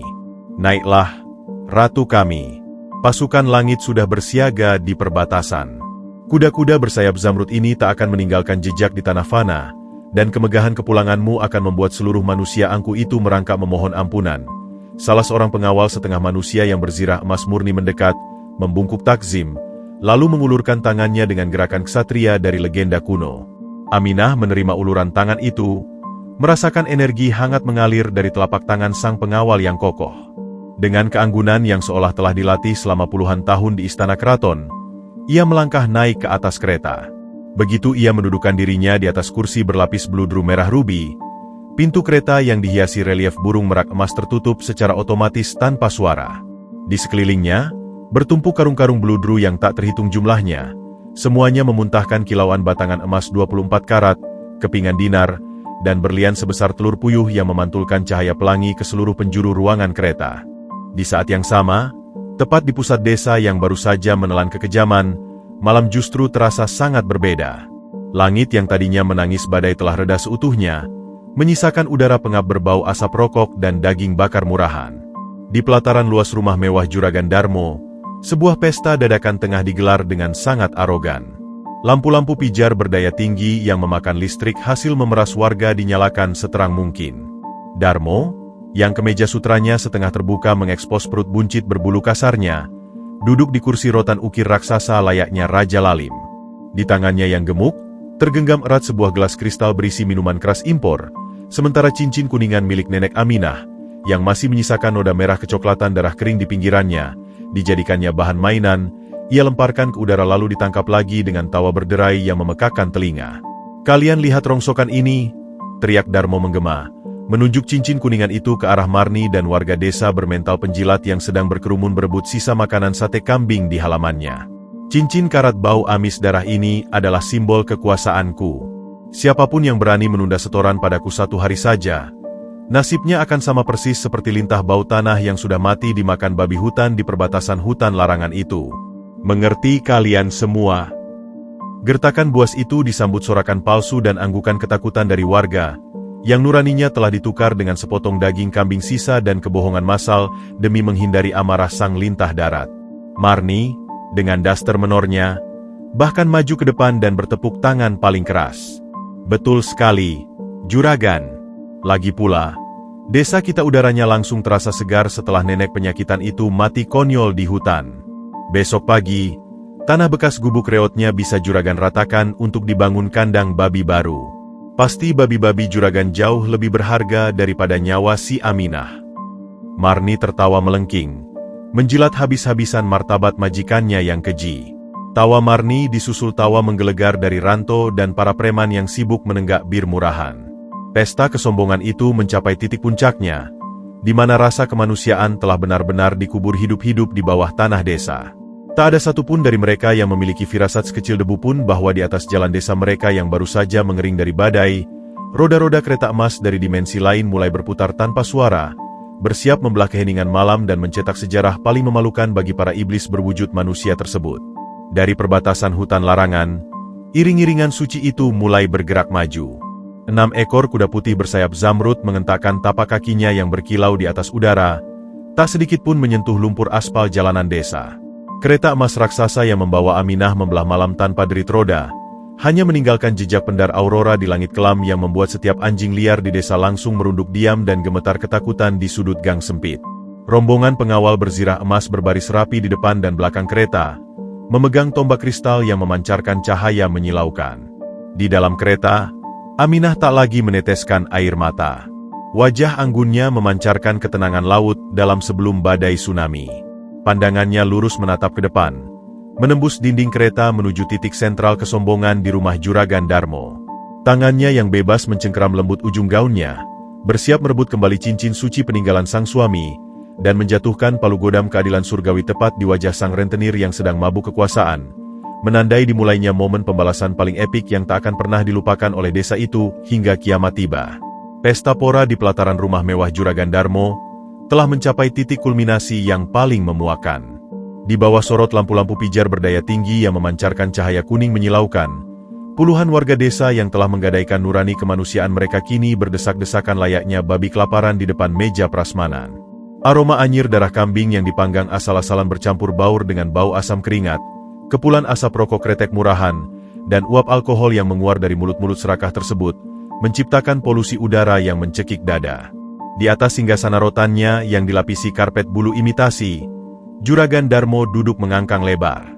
Wajah tambunnya mengkilap oleh peluh dan minyak sisa makanan, sementara perut buncitnya berguncang hebat setiap kali ia meledakkan tawa beringas yang mengoyak keheningan malam. Dengan sebelah tangan menggenggam gelas kristal berisi minuman keras, Tangan lainnya asyik memutar-mutar cincin kuningan berlumur darah kering milik Nenek Aminah di atas meja kayu jatinya. Bunyi gemerincing logam murah yang beradu dengan kayu itu terdengar seperti lonceng kematian yang sengaja ia mainkan untuk memuaskan ego iblisnya. Makan yang banyak. Heh, kau melarat. Telan daging kambing ini sampai usus kalian meledak. Teriak Darmo dengan suara serak yang membelah keriuhan. Air liurnya terpercik ke udara bebas. Ia menudingkan jari telunjuknya yang dipenuhi batu akik raksasa ke arah kerumunan warga yang sedang asyik menjilati sisa bumbu di jari mereka. Malam ini kita berpesta merayakan bersihnya udara desa kita dari bau busuk lintah tanah itu. Mulai besok pagi, tanah gubuk Aminah resmi jadi kandang babi pribadiku. Dan siapapun dari kalian yang berani menunda bayar utang bulan depan, aku pastikan kalian akan menyusul nenek peot itu jadi pupuk kompos di hutan larangan. Ancaman brutal itu tidak disambut dengan protes, melainkan dengan sorakan riuh dan tawa menjilat dari Ranto serta Marni yang berdiri paling depan. Kepengecutan massal telah membungkam total kebenaran di desa tersebut. Mereka menenggak minuman keras mereka, merayakan sebuah tragedi pembunuhan tak langsung seolah itu adalah kemenangan mutlak umat manusia. Namun, alam semesta memiliki cara kerjanya sendiri untuk membungkam mulut-mulut kotor yang telah menghina keadilan langit. Tepat ketika tawa Darmo mencapai oktav tertingginya, sebuah anomali atmosfer yang mengerikan terjadi secara instan tanpa aba-aba. Udara pengap berbau daging bakar yang menyelimuti pelataran itu mendadak tersapu bersih, digantikan oleh hembusan angin malam yang membawa hawa dingin sejuk dan aroma semerbak bunga teratai surgawi bercampur melati murni. Begitu kuatnya aroma magis itu, hingga seketika mengalahkan bau alkohol dan keringat di tubuh para warga. Di saat yang bersamaan, suara jangkrik, lolongan anjing liar, hingga gemerisik dedaunan di seluruh penjuru desa mati total dalam hitungan detik. Keheningan yang turun begitu absolut dan menekan, seolah oksigen di udara tiba-tiba memadat dan mencekik pita suara mereka. Tawa Marni terhenti seketika di tenggorokannya. Wajahnya yang penuh riasan tebal mendadak pias. Ranto yang sedang mengangkat gelasnya terpaku kaku.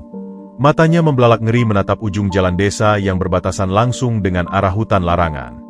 Sebuah pendar cahaya hijau keemasan yang jauh lebih terang namun lebih lembut dari sinar mentari pagi, mulai merayap naik menelan kegelapan malam. Cahaya aurora zamrud itu bergerak bagaikan tirai gaib raksasa yang menyapu jalanan aspal berbatu desa mereka. "Bos, Jejuragan, apa itu di ujung jalan?" Gagap Ranto dengan bibir bergetar hebat. Tangannya yang memegang gelas bir kini gemetar tak terkendali hingga cairan kuning kemerahan itu tumpah membasahi celana jeans dekilnya.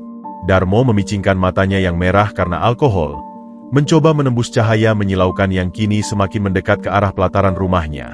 Apa yang perlahan muncul dari balik kabut cahaya zamrud itu, seketika membuat jantung sang lintah darat seolah berhenti berdetak.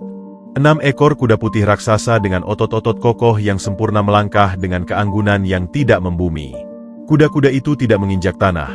Tapak kaki mereka yang terbuat dari kristal memancarkan pendar emas, melayang beberapa sentimeter di atas genangan lumpur desa, menghela napas yang mengeluarkan kepulan kabut harum. Di punggung kuda-kuda itu, terlipat sayap raksasa berwarna zamrud yang memancarkan debu-debu intan ke udara. Mereka menarik sebuah kereta raksasa yang seluruh bodinya dipahat dari emas pada 24 karat, memantulkan cahaya gemerlap yang seketika membuat lampu-lampu pijar kebanggaan Juragan Darmo terlihat seperti lilin murahan yang siap padam ditiup angin. 4 pengawal bertubuh menjulang dengan wajah rupawan layaknya pangeran dari mitologi kuno, berjalan mengawal di sisi kereta. Zirah emas murni mereka berdenting pelan, memegang tombak yang ujungnya terbuat dari berlian utuh yang membelah udara malam. Ratusan warga desa yang hadir di pesta itu mundur serentak. Kaki mereka gemetar hebat, saling bertabrakan dan menjatuhkan piring-piring makanan ke tanah. Sensasi teror psikologis yang berbalut kekaguman absolut melumpuhkan sistem motorik mereka. Mereka belum pernah melihat emas dalam jumlah sedemikian masif, apalagi rombongan makhluk gaib yang memancarkan aura kekuasaan mutlak. Marni jatuh terduduk di atas genangan sisa kuah sate, daster mahalnya kotor. Namun ia bahkan tak sanggup berkedip menatap kereta emas yang kini perlahan memasuki pelataran rumah Darmo. "Ya Tuhan, malaikat turun ke desa kita," bisik seorang warga dengan suara menangis, langsung bersujud membenamkan wajahnya ke tanah berlumpur karena tak sanggup menanggung keagungan cahaya tersebut. Kereta kuda emas itu berhenti tepat 10 langkah di depan singgasana rotan Juragan Darmo. Roda keretanya yang berlapis permata merah rubi berhenti berputar tanpa suara sedikit pun. Darmo, yang biasanya tak pernah gentar menghadapi kepala preman manapun, Kini mendapati tubuh tambunnya terpaku di kursi. Keringat dingin sebesar biji jagung mengucur deras dari dahi dan lehernya, membasahi kerah kemeja sutranya. Cerutu mahal yang terselip di bibirnya jatuh ke lantai tanpa ia sadari. Matanya melotot ngeri menatap karung-karung beludru merah yang sengaja dibiarkan terbuka di bagian belakang kereta, memuntahkan ribuan batangan emas dan berlian raksasa hingga berserakan di atas lantai keretanya. Otak serakahnya menjerit melihat kekayaan tak terhingga itu. Namun insting bertahannya memperingatkan bahwa siapapun yang berada di balik pintu kereta berlambang merak emas itu memiliki kekuatan untuk menghancurkan seluruh desa ini hanya dengan satu kedipan mata. Siapa? Pejabat tinggi atau raja dari mana yang sudi mampir ke pelataran hamba yang hina ini? Suara Darmo bergetar parah, kesombongannya runtuh tak bersisa, digantikan oleh kepatuhan mutlak seorang budak yang ketakutan setengah mati. Ia memaksakan diri bangkit dari kursinya, tubuh gemuknya limbung. Lalu dengan lutut gemetar ia membungkuk sangat rendah hingga perut buncitnya tertekan menyakitkan.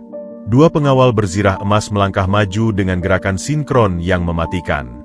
Mereka menghentakkan ujung tombak berlian mereka ke tanah aspal pelataran rumah Darmo. Hentakan itu menciptakan gelombang kejut gaib yang membuat seluruh kaca jendela rumah mewah Darmo retak 1000 secara bersamaan dengan suara gemeretak yang mengerikan. Ranto dan para preman langsung jatuh tersungkur memegangi telinga mereka yang mendengung sakit. Suasana berubah menjadi sangat mencekam. Keheningan kembali mengambil alih, menanti dengan penuh ketegangan saat kenop pintu kereta yang terbuat dari bongkahan zamrud murni itu perlahan diputar dari dalam. Pintu berlapis emas itu bergeser membuka, bersiap memuntahkan sebuah kenyataan paling menampar yang akan meremukan sisa-sisa kewarasan Juragan Darmo dan seluruh warga desa untuk selama-lamanya. Waktu di pelataran rumah mewah itu seakan membeku seketika. Engsel pintu kereta yang terbuat dari bongkahan zamrud murni itu berputar mulus tanpa menghasilkan decit logam sedikitpun, melainkan menggemakan alunan nada magis yang menenangkan sekaligus mengintimidasi. Saat panel pintu emas bertahtakan relief naga itu bergeser terbuka, gumpalan kabut putih mutiara sedingin es mengalir deras keluar layaknya air terjun terbalik, menyapu permukaan aspal dan menyingkirkan lalat-lalat serta bau amis sisa daging kambing dari udara. Aroma melati surgawi yang teramat pekat menyergap paru-paru Juragan Darmo, membuat dada rentenir itu terasa sesak dan perih oleh kemurnian yang tak pernah ia hirup seumur hidupnya. Seluruh mata warga desa yang membelalak ngeri kini terpaku pada ambang pintu kereta, menahan napas hingga rongga dada mereka terasa mau meledak, menanti wujud penguasa gaib mana yang akan turun untuk menghukum dosa-dosa mereka malam itu. Dari balik tabir kabut berpendar itu, perlahan muncul sebuah pijakan kaki.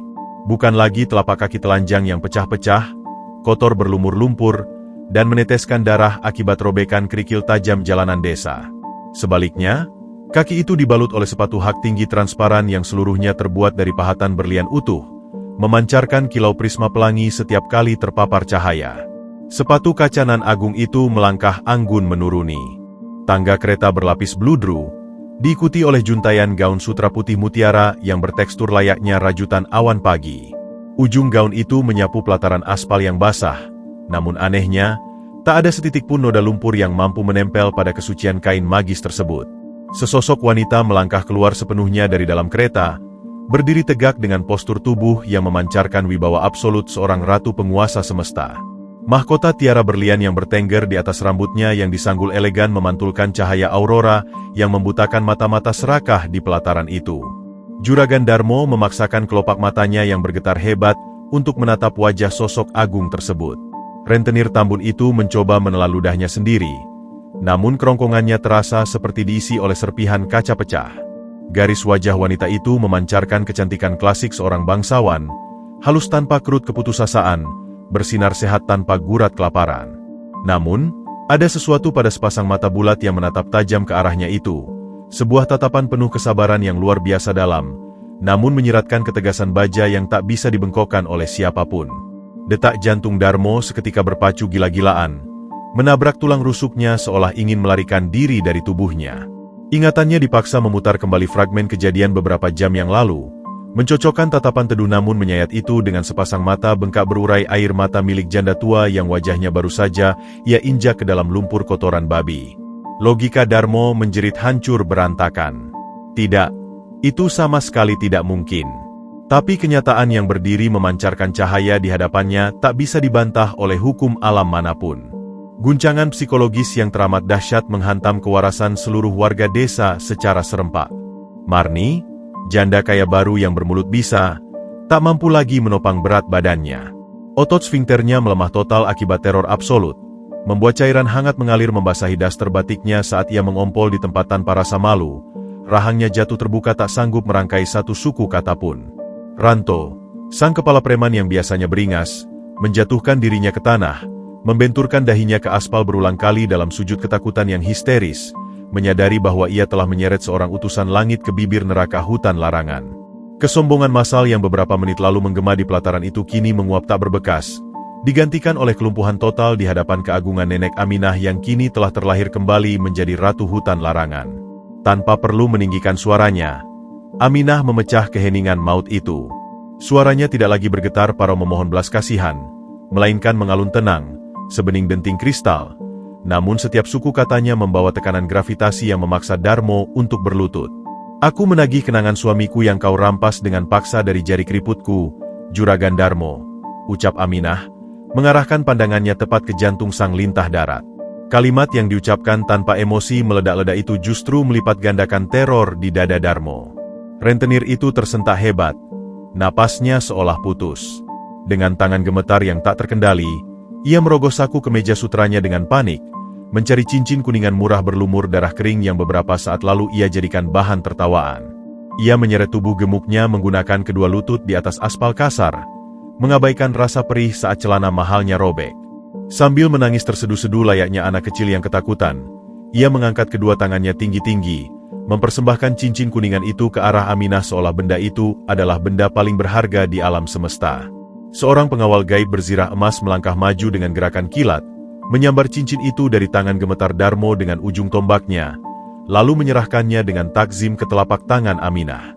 Ratu hutan larangan itu menatap lembut cincin kuningan berkarat tersebut, satu-satunya benda yang menghubungkannya dengan cinta sejati sang suami, lalu dengan anggun menyelipkannya kembali ke jari manis kirinya yang kini telah utuh dan mulus sempurna. Aminah kemudian mengalihkan pandangannya kembali menatap Darmo yang masih bersujud menyedihkan di bawah ujung sepatu kacanya. Rentenir itu meraung-raung memohon ampun, air mata dan ingus bercampur baur di wajah tambunnya yang berminyak, menjilat aspal di dekat kaki Aminah. Kau bilang nyawa suamiku dan air mataku lebih murah dari kotoran ayammu. Kau mengusirku dari gubuk reotku hanya karena hutang pengobatan senilai 10 juta rupiah. Suara Aminah mengalun lagi, kali ini dibarengi oleh kilatan cahaya zamrud dari sayap kuda-kuda gaib di belakangnya. Ia mengangkat tangan kanannya perlahan, memberikan isyarat pamungkas kepada para pengawalnya. Malam ini, aku akan melunasi hutang itu. Dan sebagai bunganya, aku akan membeli seluruh kesombonganmu. Mengikuti isyarat jari sang ratu, keempat pengawal gaib itu bergerak serempak ke bagian belakang kereta emas. Dengan tenaga raksasa, mereka mengangkat puluhan karung beludru merah berukuran raksasa dan melemparkannya ke tengah pelataran, tepat di hadapan wajah Juragan Darmo. Tali pengikat karung-karung itu terlepas, memuntahkan isinya seperti bendungan yang jebol. Dentang logam berat menghantam aspal menggetarkan seluruh desa. Ribuan batangan emas murni 24 karat, gunungan kepingan dinar kuno yang berkilauan, serta ratusan berlian mentah sebesar kepalan tangan orang dewasa menggelinding dan bertumpuk menenggelamkan sisa-sisa makanan pesta Darmo. Cahaya yang dipantulkan dari gunungan harta karun tak bertepi itu menyilaukan mata seluruh warga desa, hingga mereka harus menutupi wajah. Darmo membelalakan matanya yang nyaris pecah melihat kekayaan absolut yang bahkan tak bisa dikumpulkan oleh 10 keturunan lintah darat sekalipun. Ambil semua kepingan emas ini, Juragan Darmo. Ini adalah harga tunai untuk membeli seluruh desamu, tanah yang kau injak, rumah mewah yang kau banggakan, beserta seluruh nyawa anjing-anjing bayaranmu. Deklarasi Aminah membelah kebisuan malam, kalimat demik drop yang menghantam telak ego sang antagonis hingga hancur menjadi debu. Mulai detik ini, tidak ada satupun jengkal tanah di wilayah ini yang menjadi milikmu. Kau bukan lagi penguasa. Kau hanyalah pengemis di atas tanahku sendiri. Hamparan ribuan batangan emas murni yang memancarkan pendar menyilaukan di atas aspal kotor itu, seolah memiliki daya magnet iblis bagi jiwa-jiwa serakah. Juragan Darmo, yang beberapa detik lalu nyaris mati tercekik oleh teror psikologis akibat kedatangan rombongan gaib tersebut, kini mendapati kewarasannya benar-benar ditelan bulat-bulat oleh ketamakan absolut. Logika dan rasa takutnya menguap seketika melihat kekayaan yang sanggup membeli sebuah negara kecil terhampar persis di bawah hidung peseknya. Dengan napas terengah-engah dan mata merah yang melotot nyaris keluar dari rongganya, Lintah darat berbadan tambun itu merangkak beringas layaknya babi kelaparan. Ia mengabaikan lututnya yang berdarah tergores aspal, memeluk tumpukan emas batangan itu ke dada gempalnya sambil tertawa histeris, sebuah tawa sumbang yang terdengar sangat mengerikan dan mengiris malam. Emas, emas, semuanya milikku. Kau mau desaku?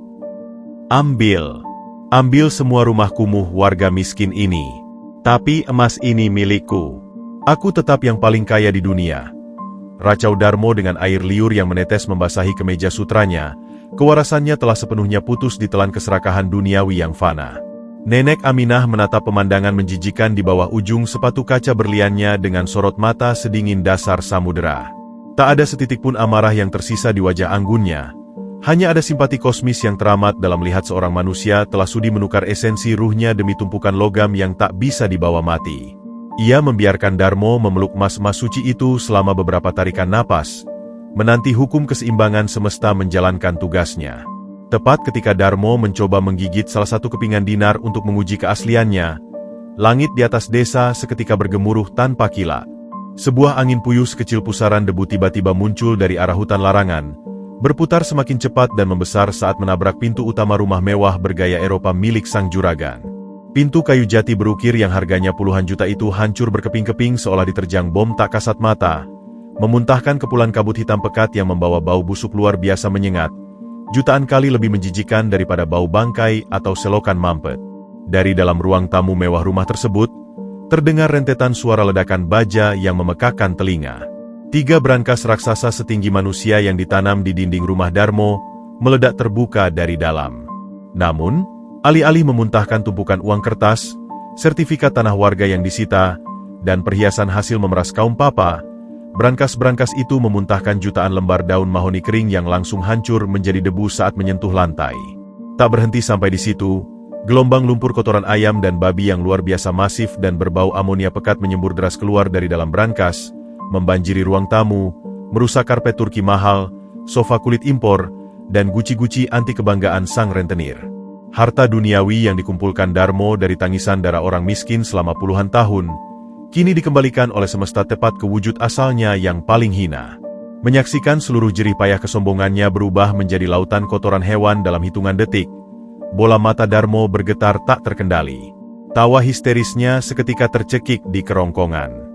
Ia menjatuhkan batangan emas milik Aminah yang anehnya kini terasa sepanas bara api di telapak tangannya. Pria tambun itu melolong panjang dengan nada yang sangat memilukan, merobek kemeja sutranya sendiri hingga kancing-kancingnya terpelanting.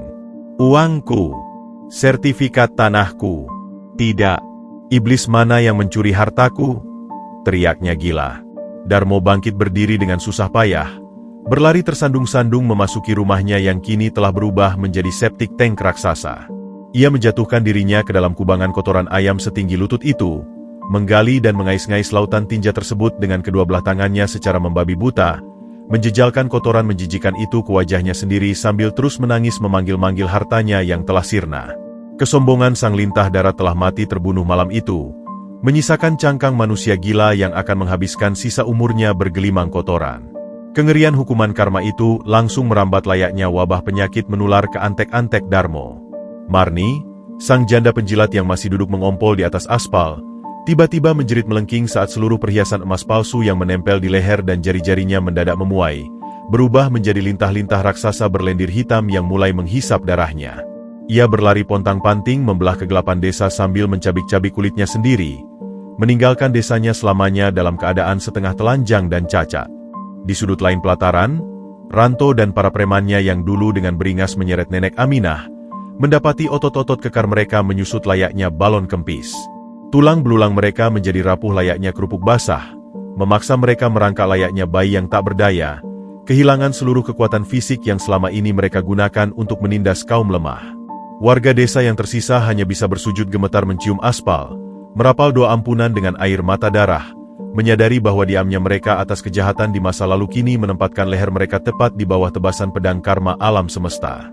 Dari ambang pintu kereta emasnya, Nenek Aminah menghela napas panjang, sebuah hembusan udara yang langsung membersihkan polusi bau kotoran di pelataran tersebut, menggantinya kembali dengan aroma melati yang menenangkan. Ia melangkah maju satu tindak, Gaun sutra mutiaranya berkibar anggun di hempas angin malam. Dengarlah baik-baik, wahai jiwa-jiwa yang pernah tersesat dalam kepengecutan.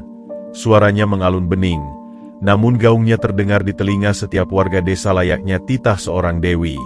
Kalian membiarkan seorang janda tua diseret menuju kematian hanya demi menyelamatkan perut kalian sendiri. Namun, langit tidak membalas kejahatan dengan kejahatan baru. Batangan emas yang menggunung di tanah ini adalah milik kalian sekarang. Bukan untuk dijarah demi keserakahan pribadi, melainkan untuk membangun sebuah panti asuhan dan rumah sakit terbesar yang pernah ada di wilayah ini, tepat di atas puing-puing rumah kotoran milik Darmo. Kalian yang akan mengerjakannya, dan kalian yang akan merawat setiap anak yatim dan orang sakit yang tak punya biaya. Jadikan itu sebagai penebusan dosa seumur hidup kalian. Ratusan warga desa itu serempak menangis haru bercampur rasa malu yang teramat sangat. Mereka menganggukkan kepala berulang kali, mencium tanah yang dipijak sang ratu hutan larangan dengan kepatuhan dan penyesalan yang mutlak sejati. Mereka akhirnya menyadari bahwa sosok yang dulu mereka anggap tak lebih berharga dari bangkai lintah, kini adalah penyelamat yang memutus rantai kutukan kemiskinan dan penindasan di desa mereka. Aminah menatap cincin kuningan di jari manisnya, mengusapnya perlahan seraya tersenyum teduh. Keadilan telah ditegakkan, dan kenangan suaminya telah terukir abadi bukan dalam penderitaan, melainkan dalam bentuk warisan kebaikan yang akan hidup ratusan tahun lamanya. Tanpa perlu menoleh lagi ke arah rumah mewah yang kini riuh oleh racauan gila juragan Darmo, Nenek Aminah membalikan tubuh anggunnya dan melangkah masuk kembali ke dalam kereta emas. Pintu bertahtakan zamrud itu tertutup rapat dengan kelembutan yang absolut. Keenam kuda bersayap pelangi itu meringkik nyaring membelah keheningan, mengentakkan tapak kristal mereka ke udara. Dalam sekejap mata, kereta agung itu terangkat melayang ke angkasa, melesat meninggalkan jejak cahaya aurora yang membelah awan malam, kembali menuju kedalaman hutan larangan yang kini tak lagi menjadi tempat mengerikan, melainkan taman Firdaus pelindung dunia. Meninggalkan desa yang telah terlahir kembali melalui tamparan keras karma, sebuah mukjizat tangisan tulus seorang janda renta.